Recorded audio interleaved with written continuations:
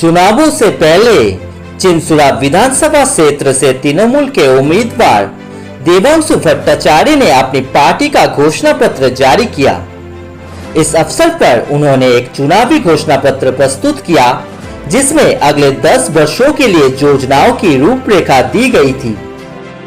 ये दस्तावेज आने वाले दिनों में 36 विशिष्ट पहले शुरू करने के संकल्प के साथ जारी किया गया।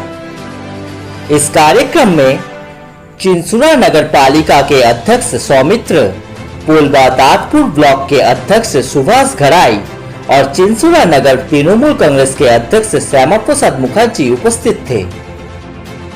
इस अवसर पर बोलते हुए देवांशु ने कहा कि मुख्यमंत्री ममता बनर्जी लगातार चौथी बार सत्ता में लौटने के लिए तैयार है और उन्होंने इस बात का जिक्र किया कि पिछले 15 वर्षों में काफी विकास हुआ है। उन्होंने आगे कहा कि हालांकि कुछ काम अभी भी अधूरे हैं, लेकिन उन्हें निकट भविष्य में पूरा कर लिया जाएगा।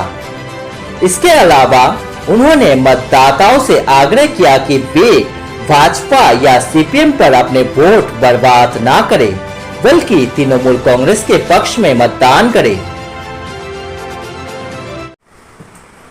তো এইটা মোটামুটি আমাদের বক্তব্য ছিল।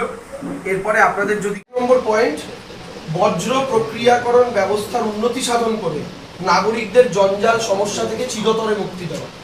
2 নম্বর, নিকাশি ব্যবস্থা তথা ড্রেনেজ সিস্টেম সংস্কারের মাধ্যমে ব্যান্ডেল, কোদালিয়া 1, কোদালিয়া 2, দেবানন্দপুর অঞ্চল সহ শহরের বিভিন্ন ওয়ার্ডে জল জমার সমস্যার চিরস্থায়ী সমাধান। 3, বিধানসভার বুকে একটি মেডিকেল কলেজ স্থাপনের উদ্যোগ গ্রহণ করা ও পোলবা প্রাথমিক স্বাস্থ্য কেন্দ্রের উন্নতি স্থাপন। 4, ট্রান্সফার রোগ যথাসম্ভব দমন করে হাসপাতালের রোগী পরিষেবার উন্নয়ন ঘটানো। এছাড়াও সদর হাসপাতালে কার্ডিওলজি, নেফ্রোলজি, ইউরোলজি সহ বিভিন্ন বিভাগে ডাক্তারের অভাব হ্রাস করা ও একই সাথে কলকাতা সহ ভারতবর্ষের বিভিন্ন বিখ্যাত ডাক্তারদের বিশেষ চেম্বার চালু করা। 5, খারাপ ও ভাঙাচোরা রাস্তাগুলি দ্রুত সংস্কার ও প্রয়োজনে পুনর্নির্মাণ। 6, অসচ্ছল পরিবারের ছাত্রছাত্রীদের জন্য সুলভ মূল্যে AI, spoken English, coding, basic computer সহ বিভিন্ন স্পেশাল স্কিল ট্রেনিং ও ক্লাস চালু করে আগামী চাকরির বাজারের জন্য তাদের প্রস্তুত করা।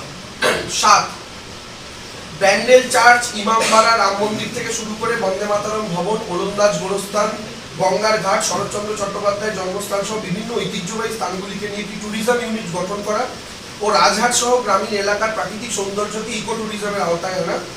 রাজ্য জাতীয় স্তরে ব্যাপক বিজ্ঞাপনের মাধ্যমে চুঁচুড়ায় পর্যটন শিল্পের উন্নয়ন করা। 8, বিধানসভার সমস্ত ব্যবসায়ীদের নিয়ে একটি বিজনেস বোর্ড গঠন করে ব্যবসা বৃদ্ধিতে উৎসাহিত করা এবং চুঁচুড়ার ভাই বোনেদের চুঁচুড়ার মাটিতেই কর্মসংস্থান নিশ্চিত করা। 9, বিধানসভা এলাকার বিভিন্ন গুরুত্বপূর্ণ স্থানে সাধারণ মানুষ, ব্যবসায়ী ও দোকানদারদের সুবিধার্থে উন্নত মানের টয়লেট ও স্নানঘরের ব্যবস্থা করা। 10, বিভিন্ন গুরুত্বপূর্ণ স্থানে পথ চলতি মানুষের জন্য বিশুদ্ধ ঠান্ডা পানীয় জলের ব্যবস্থা করা। 11, ব্যান্ডেল ও চুঁচুড়া স্টেশন রোডে ফ্লাইওভারের জন্য রাজ্য সরকার ও রেলের সঙ্গে দ্রুত আলোচনা শুরু করা।